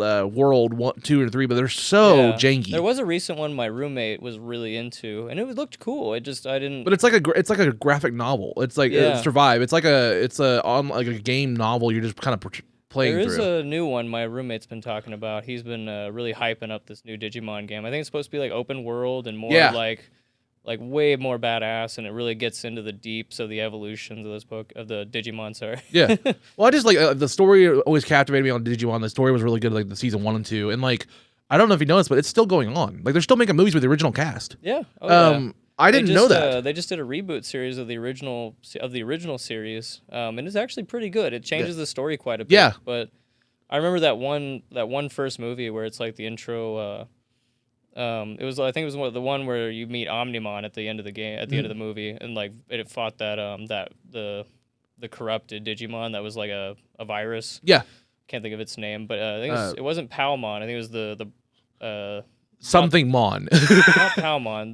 It's the two rabbit Pokemon. There's the brown and white one, and then there's. Are you talking about the newer movies or the very first movie, the Digimon movie from the 2000s? Oh, well, it was kind of they started it out with the scene with the movie I'm thinking of. They started out with that not Bergermon, but the Parrotmon. The parrot, yeah. Okay, so you're thinking of the original Digimon movie from the 2000s. It was 3 different little mini movies in one. Yeah. Yeah, you're right. Yeah, and that is the first Omnimon. I can't remember who he fights, but I think that was around the time they had that second edition of Cast where they had the armor digivolving and stuff like that. Yeah, that movie's a mishmash of 3 different storylines and 3 different parts from the anime, and then they kind of dubbed it over for America and made it a movie, and they put weird 90s soundtrack behind it. That was one of I think it was because that second generation, I think they were doing I think that's what set up the second part to that second generations, because at first Davis it was that and all them. Yeah, the armor digivolving at first, but then that movie, because of that it's all right. Sorry. That combination between War Greymon and Metal Garurumon and War Greymon. Make Omnimon. When they make Omnimon, that was kind of the setup for that second, that new generation to have those fusion digivolving, and that's super cool. All we see are a couple of top. Well, I just I fell out of it. I watched the first 2 seasons and I watched that movie and stuff like that. Then I kind of was okay, Digimon kind of. I know they had other spin-off series and they weren't as great in my opinion. Yeah, that third season. I mean, they had that third season, which was where the people, they didn't have their own Digimon, they became the Digimon. Yeah, I didn't like that. Didn't care for it. I fell off, but it felt like Power Rangers. That 4th season. What was that? That was Digimon Evolve, Evolution, or yeah, it had that's where you got to see the other that other rabbit Pokemon. Yeah. The green and white one. It's like the white one with the green tip tail. Yeah. And then whenever it evolves to its champion form, I believe. It has the Gatling guns for hands. I loved that one. I always love that too. It's if you compare the evolutions of Pokemon versus Digimon, Pokemon's okay, it's like Pikachu, Raichu. It's natural evolutions. Yeah. You go to Digimon and it's Tyrannosaurus, Megazord, guns, Boob Lady, Gatomon. Gatomon goes from this little amoeba to an angel. To an angel. To a cat to an angel. Yeah. Okay. Oh, that's right. Palmon is the other, the little TK's one. Yeah. And he turns into an angel too. Yeah, turns into an angel. But I have 2 kids. My daughters are 12 and 6, and my 6-year-old, I started showing her Digimon on Hulu because they have the entire series on Hulu again. Oh, good. And so we watched the first 2 seasons, and then I found out that they kept making movies even up to this last year. Oh, really? There's 7 Digimon movies that have the original cast, and they continue that story from seasons 1 and 2. And it has Davis. It has all the cast from season 1 and 2. Oh, wow. And it tells the story. And there's 7 fucking movies. And they're making another one this year. And it's all about the season 2 kids. Huh. And I think it's the last movie that has the original voice of Mimi because the actress died. Yeah. So like they still have these going, and they're really good. Like they are full-fledged, full-on action movies. I think that the Wormmon Vmon combo evolution line, that was kind of like another one of my favorites. Yeah, he becomes Stingmon, and and then they combine a Stingmon, and then if they go, I think it's like the next thing is like to their Paildramon. Yeah, with the guns. Yep. And then I just eventually they get to that the one that has two different forms. It's either the big dragon or it's more like Omnimon with like the weapons, you know. I just always remember Wormmon because he'd go, Stingmon. Yeah. Like that's how you talk. Stingmon. It's like that. I loved the Wormmon because it was like, especially because of the beginning, that his... the whole thing with the dark... it was basically the Green Ranger from fucking Power Rangers. Yeah, they made... exactly. I can't remember his name, but yeah, the Digimon Emperor. They were kind of like recreating the way it worked. They were recreating that dark, like, ooh, who is it? Yeah, you know, from the original first season with the black gears. Yep. Yeah. Well, I highly suggest you watch these movies. They're available on Peacock. Like, oh, really? Okay. Yeah, they have like all 7 movies just for free on Peacock. Okay. I think I can get that on my PS4. There's even parts where they bring back the Digimon Emperor, like in his full thing, and people are like, "Wait, why is he doing this?" And like, it's a plot twist of like, why is he showing up in this? Like, they went full fledged. These movies are great. Mm-hmm. There's even a new character that like kind of deals with like she can't deal with her anxiety or her emotions, and when that happens, her Digimon freaks out, and that's what causes some of the plot of like they have to basically like. Is it right to put down a Digimon just because of like they can control their own powers kind of thing? And it does with this very heavy fucking plot, device about that. Mm-hmm. My 6-year-old was like, "Whoa, yeah." You get some heavy shit, but it's really good. Yeah, I recommend them. Like I said, the next one's coming out. They put a teaser out, I think.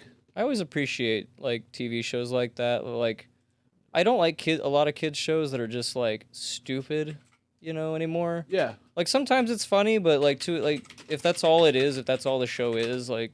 I don't know. I can't really get behind it. I really appreciate newer kids shows last couple of years, like that are deeper, like get into deeper, like. They got Mimi, they got all of them. Like, see, they're back. Like, oh wow! Like they kind of changed the animation style. It's more up. Yeah, it's more up to date. Like, it doesn't have those like really deep, dark, harsh line and outlines and stuff. More like you look at the trailer, like it's a beautiful movie. Like it's animated beautifully. I love how it's just like the animation style just looks like a much more. It looks like a much more like a more colorful. It reminds me of the animation style they use for Chainsaw Man. I can see that. Like their faces are kind of the similar style, but it's more upbeat and less serious. Well, this last one is called Last Evolution Kazuna, and it centers around Ty and Matt. You remember the main 2 guys? Yeah. And that's their new Digivices, like as they got older. And literally the story is, as they got older, they're getting to this point where every time they Digivolve, they're every time they Digivolve or they use their guys Digivolving, they're losing a tick, and at the end of that, they lose their connection with their Digimon. Oh no! So like basically, Agumon and Gabumon die, or are going to die if they keep using their powers, and like shit starts happening, and they have to keep making them evolve to save Japan. Yeah, and it's like killing them, and it's also basically an allegory for like Ty and Matt growing up, and they're not hanging out. There's even a part, there's a funny part where Agumon finds Ty's porn magazines. No. Yeah, and he's like, "What's this, Ty?" Holy shit, I just did a good Agumon. That was a good Agumon. That was really good. What's this, Ty? I've always wanted to be a voice actor. Yeah. I've always wanted to fucking do that. I have a high-pitched voice. I can have fun with it. Yeah, I think one of my favorites that I can do is Towley from South Park. Just always remember to bring a towel. Oh, hey there, children. You want to get high? Don't forget to bring a towel. It's like Mickey Mouse and like hi there, boys and girls. But I'm fucking I don't have my fucking voice. Let me see. It's like fucking raspy. Have you seen the YouTube videos called Prostitute Mickey? I should probably look that up. You gotta look him up. Like, hey there, Joe. It's like literally him as a prostitute. Your phone? Yeah. Oh. I just like he was calling me. Answer it. Answer it? Yeah. Hey there. You were live on Unloading Meat. What's up, buddy? Hey, buddy. Are you doing Unloading Meat? Yeah, I'm on it right now. What's up, Roscoe? You're live on the show. You're the second person to call me. How we doing? Huh? How we doing? You got some enjoying yourself? Are you unloading some meats? Yeah, I've been here since like 11. Jesus Christ, a 2-hour episode. You know how much editing he's gonna have to do to find one funny thing? It's so true, Roscoe. It's so true. It's like when I had you on, man. No, just kidding. I love it. What are you doing tonight? This is what I'm doing. No, what are you fuckers doing tonight? Well, what do you want us to do tonight? Because I can't be out late. I've got Crybaby Hill tomorrow. Huh? That's Comedy Club. We got a show. I'm broke. I don't know. After we finish this up, I'll hit you up and see what's going on. I can't stay out too late at all tonight because I got Crybaby Hill at like 10 in the morning. Yeah, we can't stay out late either, you crybaby. No, I'm going to be getting fucked up on the sidelines while the bikers cry You know what babies. you do with Crybaby Hill. We're not gonna stay out late either. Oh, yeah. I love you too, Jared. Love you too, man. Love you, buddy. You guys have a good time. All right. And try to be funny, Nick. Make it funny. Okay, I'll do my best. Damn. That was just mean. So, was she a hooker? Or prostitute? Sex worker. I'm not trying to shame. I'm just more curious. She wasn't? You went on a date? How the fuck are you getting laid? And how the fuck are you not needing a company like Blue Chew? Who, coincidentally, is not sponsoring today's episode of Unloading Meat. But they could be. They could be. If you're tired of these fake ads, make sure to reach out to your favorite sponsors like Blue Chew and tell them to sponsor this show. Now, back to the episode. I don't want to get too much into it, but I've tried to avoid the comedy scene's drama right now. There's so many clicks and yeah, like clicks, but a lot of the clicks like intertwine, and there's people that fuck with these people, and they fuck with these people, Yes. but they don't fuck with these people. It's just like, I don't know. I just don't get it, like why people hold on to that stuff as harshly as they do. Yeah. I get it. You have beef and you don't want to fuck with this person, but why make it everyone else's conversation? Yeah. Like if you want to talk to me about it, I'll listen, but I'm not gonna repeat it outside of that conversation. I don't want to. I don't want to have problems with anybody because I don't have the time. Yeah. I don't have time to have issues with people. I work 50 hours a week, and I do one show a month, and I'm trying to get booked on other people's stuff, and I'm trying to set up more stuff for me, like a possible mic and a possible another show at another place. And I'm just like, I don't want to have problems. No. I have no issues. I think the biggest problem in Tulsa comedy right now is these echo chamber group chats. I hate them. People have asked me, "Oh, do you want me to add you to this group chat?" Fuck no. Yeah. I don't want to know. Yeah. Because like personally, like I had my name dragged through one of them in January, and that was one of the most devastating things that's happened to me in comedy. Was just how many people came up to me and asked me about this thing that they should not have known about it. Yeah. They had no business to know about this problem. Yeah. And I'm like, it's not okay. Yeah. And I don't need 20 people, or like realistically, there was 4 or 5 people that came up to me within 2 days on a weekend. And I'm just like, none of you needed to know. Yeah. None of you needed to be a part of this issue. It should have been me and the other person involved, and maybe one other person that just like says something. Yeah, I just had that first experience of having my name publicly dragged through the mud, and I hated that. Yeah. Well, I'm sorry that happened to you, man. Oh, I'm fine. I'm over it now. This episode of Unloading Meat is not brought to you by your favorite mobile banking app such as Cash App. Man, I love using Cash App, especially when I'm doing things other than buying drugs. Cash App. So, just being real, it took a while to find myself, and this is kind of the result. Well, I'm glad to have you around, buddy. Thanks, man. That means anything. I'm glad to be around. Oh. I'm glad to, like I said, I suicide twice. Roscoe says I'm a two-time survivor of suicide. And he goes, well, are you a success or is it a failure? I'm a two-time suicide failure. They say third time's a try. Yeah. Oh. No. Yeah, no. Get therapy here, buddy. Yeah, if you need it. I mean, like me, I've never really felt comfortable in therapy. So, and like I look at therapy the same way I look at religion. Like, I'm not religious, but I'm not like gonna say like fuck you because you're religious or anything like that. That's good because I'm religious. Yeah. You know what I mean? Like, I'm not a religious person, but I can respect your beliefs, stuff like that. Like, therapy did a lot good for me, but I understand people's hesitations to that. Do it as long as you can find some happiness. Be you. Yeah, I mean, I've got my trauma and my issues. Like you can see that in my stand-up. It's like you would know. Like probably most people wouldn't believe I was Christian based on the fact that most of my content is very dark and very like dirty and not all of it, but a lot of it. Especially the starting stuff, and that's just getting just taking out anxieties and my personal issues with stuff out in comedy. Yeah, I feel like that's where a lot of people start. Yeah. I mean, my sexual assault dealt with the church stuff. Yeah. So that's why it's part of me. Like I did deal with my sexuality for 20 years because of that shit.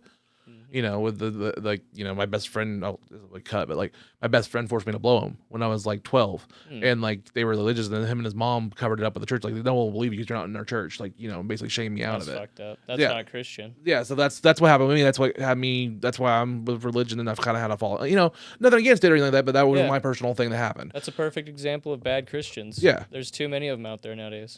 And so that shit happened. And then I moved on from that. But like when I was getting to therapy, I was like, I also think people are like, how do you find the right person? I'm like, well, the first thing with me that I found was kind of enlightening with therapy was you're not set in stone with the therapist.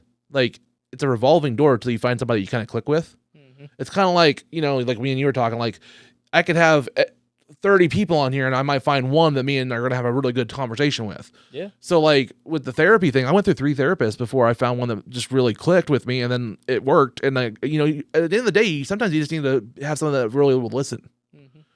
And that's all a lot of people need, is someone to listen. If you find that at church, if you find that at therapy, if you find that anywhere, as long as you're getting that outlet, sometimes that'll make the healthiest thing, is what I feel. Yeah. I think that's where my issue with therapy is. Like, if I just need to vent, I'll just vent to somebody I trust, and then I'll be done with it. Yeah. Whereas, like, for me, it's like what I wanted out of therapy, I could never find. It was I wanted someone to give me a perspective that I didn't already think about. Yeah. And I sit there and I'll just think and think and think about something for hours, or like have little like monologue sessions, just to like outwardly, vent. Yeah. Even just to myself, just to like think out my thought process about an issue. Like my mom's a teacher. Yeah. So like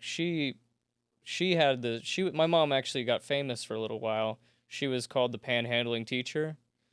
She actually got on the Harry Connick Jr. show up in New York. Yeah, because of that. Which I thought was interesting. And she did like all this like fundraising, and it's because she did this video where she stood out by the Hard Rock Casino and was like just panhandling for teachers. She had a sign that said "Need school supplies" or something like that. It was super funny, and it blew up on the local news. And then she was supposed to do Ellen too, but that one fell through. And I was like, it was like Ellen or Harry Connick Jr. And she went with Harry Connick Jr. Yeah. So, and then she did like some other interviews and stuff, like a lot of local stuff. In hindsight, she made the right choice probably, because a lot of shit happened with Ellen. Yeah, I just hear Ellen even though she's a piece of shit, she gives out great gifts. And I was like, Mom, I want you to go to Ellen so I can go and like get a gift. I don't care what it is. If it's like an iPad, fuck yeah, it's a free iPad. I don't care. Yeah. You can be the next cowboy singer at Walmart. Yeah.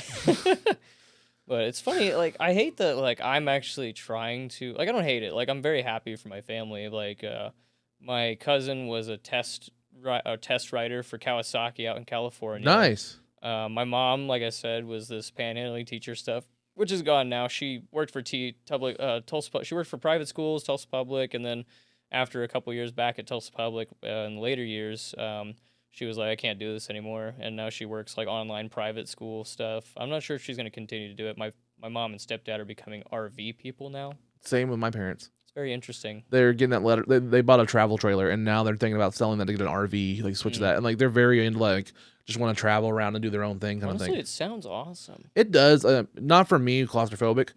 Yeah. I told I think it was Thunderwolf. I told him, you want to know one of my biggest nightmare thing is? Like, the thing that will trigger, like, honestly, freak me the fuck out. It's the weirdest thing. An RV bathroom. They're so small. And, and then, like, I think Thunderwolf was like, what about an airplane bathroom? It's like, same thing. I probably wouldn't go with those. No, those are worse. Like, I've taken flights. I have no problem in a plane. No, those are tight for me. And I'm 5'8", 135 and I'm a big dude, so like it's just like anything, like I'm always that big dude, and maybe it's just because I grew up fat too. Like I'm always self-conscious about it. So like I'm always the big dude. You shouldn't be. Like you're not a bad-looking dude at all. You're just a larger man. Yeah. Well, thank you. Yeah, absolutely. Available on Grindr. Sponsor me or sponsor him. Yeah. But what I was getting at was like, because of how I grew up and stuff, I have this self-conscious thing of like every time I go into a room, I always want to be like the smallest, but I don't want to draw attention. Mm-hmm. You know what I mean? Like I'm the guy that's like trying to like not want to make any, all the chairs gonna squeak and all that stuff. Like, I'm always that guy that's trying to shrink myself, make myself smaller, and I've always grown up like that. The exact opposite of what you want to be as a comic, or a podcaster or anything like that. Yeah, you so want to make yourself, give your But also, I know. Like, look at me. I'm fucking. I feel like Roscoe right now, just spread out, spread eagle or something. Most people generally are usually threatened, or they just don't go around me a lot of times. And like a lot of times, I like unless I'm like talking or I'm happy or stuff like that. I just can sometimes I can see it. You know what I mean? You can feel it. Like, oh, look at that guy. You know what I mean? So like I'm self-conscious about that a little bit too. So like, I can be empathetic for that, like just because of like how you look, just how you're gonna be treated. And that's why also I'm very like loud with my colors and stuff like that too. I don't give a fuck anymore. Mm-hmm. But I'm at least I notice it. Yeah, I've had some interesting experiences like that where I've gotten along better with other racial groups. Than the white people in the area. But I have this running gag at work because I work with a lot of Hispanic people and Central and South American people. And then a lot of rednecks. And like casually, like, I get along with the rednecks. That's kind of like the people I've known forever. That kind of demographic. But I also went to Eisenhower as a kid, which is a Spanish-French immersion school. Oh, wow. So I learned how to read and write in Spanish at the same time or even before English. Wow. So whenever I moved to Verdigris, right, English teachers thought I was an idiot because I was like, I couldn't really spell. Maybe that's why I'm so articulate now. But yeah, I've always gotten along with Hispanic people very well, and I love walking up to my Hispanic coworkers and be like, pinche gringos, or if it's like my Central or South American, it's more like pinche blondies. It's like fucking white people or fucking. I found that out when I went to Costa Rica. Apparently, the Central America they call white people blondies, as like that's our white slur in more middle like northern South America. Whereas Mexico, it's gringos, and I'm like, I love both of those. Yeah, I love white slurs. Yeah. We're so used to Cracker, and it's all we've had for so long. Oh, man. Cracker gets stale, guys. Oh, I love walking up to my buddy, and I need to say this correctly. My good friend, his name is Jason. Most of the time, I just call him Jason. But he will come up to you. He will introduce and shake your hand and introduce himself as Black Jason. And he tells me and everyone, to call him Black Jason, right? I don't, but it's probably good. But every time I see him, he always tries to get me to say the N-word. And I'm like, fuck! He does it in public. He does it in my house. He does it in public. And I'm like, no, I can't. I don't want to say it. I don't want to say it. Yeah. I'm like, it's just, I don't want to say it because I know it still holds some weight. It's not like white Spoiler slurs. Alert. Yeah, it has weight to it. It's not like white slurs. We don't give a shit. Yeah. We laugh. We like one of my. Well, I'm just gonna say everything I say has weight to it. It's like a more. It's not like Polynesian or like totally didn't listen to that. What's it called? It's like Laotian kind of Laos and this kind of area. They say guaylo. I love that I can pronounce it correctly too. Guaylo. Hey, guaylo. It literally. You're gonna really help my demographics on this episode. Yeah, it really. So all the Laotian people watch this podcast right here, and you can just watch us guaylos have a good time. Yeah. Guaylo. What's our how long have we been? Oh, dude, I don't know. I love white slurs though. I walk up to my buddy Tay whenever I see him downtown, and I'm always like, "Sup, cracker," and I use the hard R. Like, sup, my cracker. I try I can't be thug. I'm too fucking white. I'm fluorescent. You remember Adam Smith, right? The Sweet Titties guy? Yeah, absolutely. Yeah, I actually used to work. He used to work at the same company that I do. Yeah, that's how I knew him. I was like, holy shit, I know that guy. He was there last night, and he came in there to support. He was just there for crowd. Yeah. And he was super cool and stuff like that. But I had a joke. I was just like, I was like, look at this motherfucker over here. I was like, you look like the kind of dude that's like your overall demeanor makes me uncomfortable anytime you start a word with the letter N.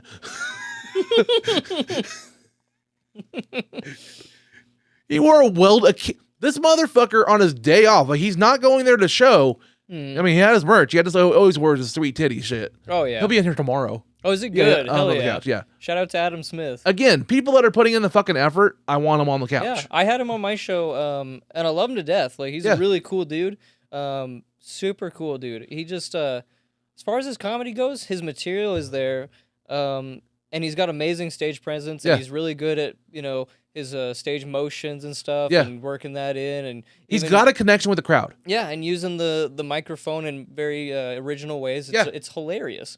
It's just his overall material is a little rough, and he's working on it. Yeah. I've seen him do a lot better. He just did the Fresh Faces show with Michael Patton, and I did a guest spot on that to open the show. I helped promote it. I didn't get to go, but I was trying to promote it. I put an episode out for you. Thank you. Dude, this will be like my 5th podcast this week. I've been doing this at shows. Like, I've been trying. Yeah, gotta give yourself props, man. I try to... Another guy's just busting his ass. I try, man. Oh, yeah. And that's like, I'm just trying to put in the effort, man. That's, real recognize it's real kind of shit. But like, I was trying to like customize like how I look for some certain guests and stuff. And I was like, JB, I can't really dress like you. I don't really have the hair like you, but I can get close. So I wore this. He doesn't even have the hair like him. I just wore this for a bit. Wait. Can you let's just get we'll have to take this as a shot. I'm just gonna hold it, but like you can put it. It's a stat. Yeah, I'm just gonna hold it. And be like, damn, JB came for a second time. Oh my god, with the hands make it perfect. Look at the hands. I tried to like hold it. Yeah, so I'm like, ooh. That's awesome. Well, Dakota, I was like, okay, he's always gonna have his backwards cap, so I had these up here, and I wore one backwards. Yeah. We got some similar glasses. Yeah. What color did I pick? I got white. I got darker ones. I got red. I got like 5 different colors. Oh, that's nice. I just have these. These are the glasses. Did I tell you what happened? How I got these glasses? So it was when I went to Disney. When you're living underneath the staircase. Yeah. Privet Alley. Yeah, it was when I went to Florida with my sisters. Which it's kind of a joke really about how like everyone was like, oh, good for you, you went. Like, and I was like, listen, I barely paid for shit. It's like the same with my Costa Rica trip. I didn't pay for any of the hotels or any of the flights or anything. It's like, it's just because my sister is a travel agent. Nice. And so she gets a lot of this, and she does deals or like gets huge discounts on stuff. I think, I did pay for the Disney trip, but it was like so discounted, and we BR'd our way through a lot of fees and stuff. And shout out to my sister if this ends up on the podcast. It can be the one that called. Yeah, no, that was my little sister. Let me pull it up on my phone real quick. Yeah, my little sister. She my siblings are impressive. My little sister, she's an OU cheerleader, a flyer. Like the previous college before she went to OU, she had one of the biggest scholarships in the United States for cheerleading. It was insane, but she dropped that to go be an OU cheerleader, which is just sounds cooler. Yeah. She's like a 3-time national champ. Damn. It's freaking ridiculous. And then my older sister, I'm actually a little jealous of, gotta be honest. She's sitting at 47.1 thousand followers on Instagram. Damn. Yeah, her page is called Creek Grown. And it's just kind of like I don't know how to put it. It's like she does different segments like about books or like what she's doing with her like Airbnb stuff. Like she has these she's doing like kind of like small Airbnb like minimalistic kind of like cabins, like the Creek Grown cabins, I think is what she calls them. Okay. Out by the pond on the back 40 of my grandparents' land. And then she has another like larger, more house-like Airbnb there that like kind of goes down by the creek and super cool. Cool. That's pretty neat. She does that, and then she does like, she's also a travel agent. So she's got Mouse Grown, her other page for her, she specializes in Disney stuff. So she just gets these insane trips. Like, for example, when we went, there's this restaurant called Space 220 or something like that. Mm-hmm. And apparently it's really a pain in the ass to get that reservation because it's the restaurant where you go in and you wait in line for a second and then you go into this elevator and it looks like you're going into space on the elevator. Like it's super, super cool. And then you come out and it looks like you look down and you watch as you raise out from Florida. Super neat. And you can look up and there's a whole nother view of like going into space. And it like it's so crazy how realistic it feels. Yeah. And then you get up to the top and it opens up and there's this big like panoramic. It looks like a window, but that way you can see out in space. And they've got little video it's not like I don't know how long this has to be on like a loop or something, but it's like different things will happen, like little space people, you know, little astronauts and stuff. There's one I saw when I was digging into my delicious salmon. Why did salmon pop me? I have no idea why salmon popped me. Salmon. Oh, get that fish protein. I don't know why that got dirty. Red snapper. Trout. Is that what a trout would sound like? And then like around here, just be like catfish. It's like, oh god. Then you have no, I don't know. I lost it. Minnow. But yeah, they've just got this really crazy. I've got a picture. I'll have to show it to you. It's nuts.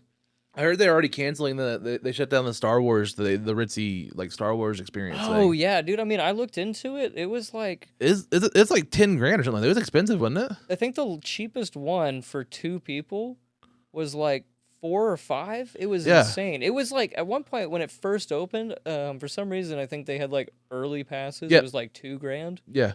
And then like 2,400, and now then it like doubled. And I was like, holy shit. They're already closing it down because I mean, it seems like a super like badass thing, but it's not cost effective for how much. I mean, it's one of those things where I think it's ahead of its time. Like you give it 5 years and like it'll be more cost effective to do something like that. Yeah, I mean, if you look at like the games and the activities, they were so much more lower budget, or like not lower budget, but just less like grabbing as like a lot of the other shit that's in that the Star Wars area at Disney. I always and it's still one of my favorite clips. I love the animatronic Spider-Man crashing. Mm-hmm. Have you seen the animatronic Spider-Man? No. So you seen the Marvel world, like the Marvel camp they have? They have like a shield camp it. No, not yet. The big thing was they have an animatronic Spider-Man that does actual acrobatics throughout the camp, like the swings and stuff. Oh yeah. Remember when I brought up Optimus Prime in the movie dying? Mm-hmm. Imagine being a kid at the campus and this happens. Here goes something. Oh no. The malfunction. Jared, airbags, please. Oh no. Is that part of it? Or was that an accident? That was an accident. He was supposed to land that. It's a robot in the suit. That's an animatronic that's actually supposed to do the full backflip. Oh, no. And it like it seized up. Oh Can my you God. imagine being a kid like Spider-Man? Well, anybody that knows Spider-Man, that wouldn't have hurt him all that bad. He would have been fine. He's taking harder hits. Oh, I love that clip so fucking much. It's so funny. I'm gonna have to send that to my sister. It's so good. It's hilarious.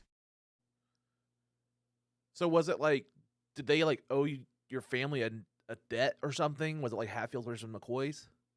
No. I'm just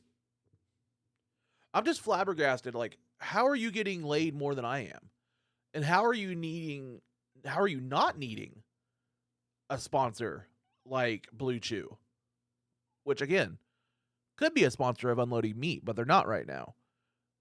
If you'd like to change that and stop hearing about Stefano's sexual escapades, reach out to your favorite sponsors like Blue Chew and tell them to sponsor Unloading Meat. Now, back to the episode. I do care about pedophiles. I don't care if where you're from. If you're a pedophile, go fuck yourself. Yeah, that's why with a name like Jared, I don't go to Subway. Yeah. Know your audience. But it's like, know your audience. God damn it, that's the clip. Oh, yeah. That part we'll save. That's why I don't go to Subway. Oh God. But yeah, it's like I don't get a 6-inch or a foot long. You want to steal that joke or fix it and work it out? Yeah, we'll figure it out. Take it. Like, I get people not wanting rape jokes or this kind of joke or any of that stuff. And I say any taboo topic, my philosophy is I agree 100% with you. That's a risque taboo topic. Mm-hmm. You can't say no 100%. It's just if they're going to do that topic, you better be on point and it better be fucking good. I remember Zach Amon told me, like, everything in comedy, like, nothing should be off limits. It just comes down to intent first. Yes. But then my opinion to take it a little further is, like, your intent has to be right, but when I write a joke, like my one gay joke in my set is a true story about I was at First Shop with my roommate and my friend Josh, who's a gay man. He's also like one of the most masculine gay dudes you'll ever meet. I mean, he used to be at least. Now he's kind of laying into it a little more. Yeah. It's adorable. He went to college, especially this month. He went to OSU and he got a little gayer. No, I mean, he's I've known him since middle school. I've drank with him. He's been one of my best friends for a long time. Yeah. And I have a joke about how I went to the bar. We came in from the patio.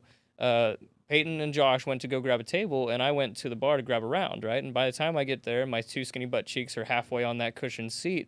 Josh is over the table, drunk off his ass, and is in my face, and he's like, Nick, tonight, you, me, and Peyton, we start a band tonight. What do we call ourselves? Without any hesitation or breaking eye contact, I looked that man dead in the face and said, oh, yeah, 2 straights and a left, my guy.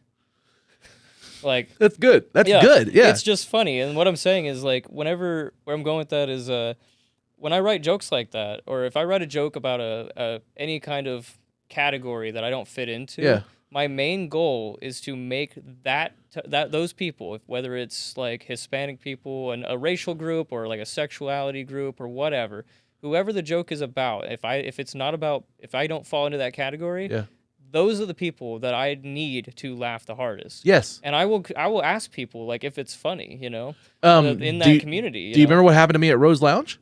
With what's his nuts? No. Who walked in right before my set, and I had a moment. Who was it? So we're at Rose Lounge. Yeah. I'm getting ready to go up, and I told you my set opens with a midget reference. Yes. And then it ends with black guy jokes, like me sucking black guy cock. And 5 minutes before I go up, like 3 or 4 black dudes sit up at the front bar. Yeah. And I'm like, okay. And then a black little person hops up on this bar stool. And I was like, what are the fucking odds? Well, you had the three guys, the 2 girls. I think it was like 1 girl and 2 guys or something. It was the people with Thunderwolf. Yeah. And then the 2 black dudes that came in, and then with the white guy. Yeah. And then one of them was a little person.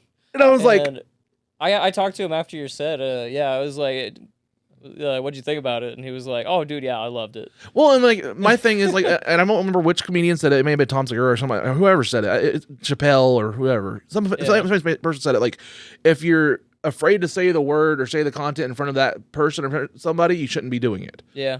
And my joke is not making fun of midgets. Yeah. Or anything. It's literally, my whole joke is literally like, how is it okay? It's not okay to say the R word in 2023, but somehow on Facebook people are making midget jokes. That's really fucked up. Let's throw a midget around left and right, and I thought that was the original problem. Yeah, it's kind of the same build structure as what was it? The one I do about how whenever we were back in the day, it's like people would, like, one kid on the playground would give a compliment to another kid, and then they'd be like, oh, no homo. Yeah. And I was like, well, just like Dave Chappelle said, modern times need modern solutions.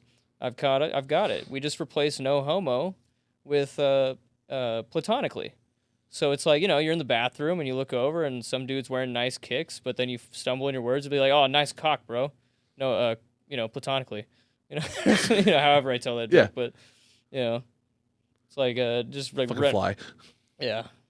That must be the fly that landed on on Pence's head back in 2016. Yeah. Just fucking. Then Jim Carrey was fucking. Was it Pence or Biden? No, it was Pence. Was it Pence? Yeah, I think it was Pence. It's Pence. Yeah. Yeah, Pence. it like landed on his head and it was there for like, I don't know, 6 so many frames. Yeah. And then it like dubbed to someone else and then it came back to him and it was still there. Yeah. Like, swat the fly away. Like, do you not feel it? Is there Botox in your forehead? Like, figure it out, bud. Like, even and then Rudy Giuliani didn't notice the fucking sweat drip of his fucking black hair. Oh god, that was great. His painted on toupee. Yeah, that dude's weird. But yeah, I doubled down, like, just had the confidence to do those jokes, and they went over well. Like, you know what I mean? Like, they weren't making fun, like punching down. It's like I said, it's like when I try to write a joke, or even if I do something like that, it's like the people that I want to laugh the most are the people that the joke is about. Yeah. Well, my thing is, but if I like make a joke about being a skinny white boy, it's like, fuck you if you don't like it. Yeah. It's like, I am that. Yeah. It's like, like, I don't know. I just feel like I have this thing where, like, and I've talked before, like, if there's a rule and it's a stupid rule or something where I'm like, why is that there? I kind of just have this natural thing to fuck with it. Mm-hmm. You know what I mean? Like, if it's stupid, I'm going to show you how stupid it is, kind of thing. I don't know what it is. It feels like I just have that inclination, kind of itch sometimes. And like, it's like, if you tell me not to roast, I'm probably going to roast. Jared Ralphie Allen, thank you so much for having me, buddy. Dude, thank you for coming on. Like, I want to bring this back up. Like, Dude, this has been a hell of a chat. Where can everybody find you at? Like, where can I see the great Nick Danks? Let's see. So you can catch me on my comedy page on Instagram of Nick Danks _ the comedian. I'm trying to build that up a little bit. I want to do some more videos and clips and reels and stuff. Working on that, but like we talked at the beginning, I host a once a month show. It's always the last Friday of every month at the Rose Lounge. Not too far from Main Street, Broken Arrow, like right there on 71st. Caddy corner to the Quick Trip at kind of 71st or Aspen or whatever the Broken Arrow people call it. Yeah. And Elm. So it's just right across from there. Like if you know where the Broken Arrow stacks, the e-cig shop, it's right on that same little strip of buildings. We're working on some new stuff as well. And right now I think I've got some shows coming up and trying to work out some shows for another bar. In Bixby at a bar called Gibby's. Nice. So, well, man, thank you for being on. I loved going out to Rose Lounge. I love that place. I hope to be back sometime. Absolutely. Dude, I loved going out there. It's a great venue, great host. Oh, stop. Yeah, I'm thinking about implementing like themes or something. I don't know, some kind of a theme, like either a theme for just me, the host, or like a theme night for the bar, or like if comics want to get on it too. Guys, I'm Jared Ralphie Allen. Thank you so much for watching this extended, long, amazing chat episode of Unloading Meat with the great Nick Danks. Peace. We just have too much in common. Yeah. Bye,